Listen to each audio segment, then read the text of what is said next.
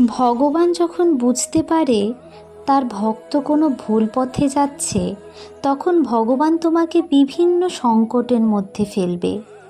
তখন তুমি বুঝতে পারবে এই পৃথিবীর কেউ আপন নয়, ভীষণ একা মনে হবে। কিন্তু ঠিক সেই সময়টাই তুমি বুঝতে পারবে একমাত্র ভগবান আছে, যে তোমার সব থেকে বেশি আপন, যে তোমার সব দিক থেকে রক্ষা করছে। মানুষ তো স্বার্থপর হয়। কারো জন্য একদিন তুমি কিছু না করে দেখো, সে অন্য কারো কাছে চলে যাবে। সে বোঝার চেষ্টাই করবে না সেই একদিন ঠিক তুমি কী অসুবিধায় ছিলে।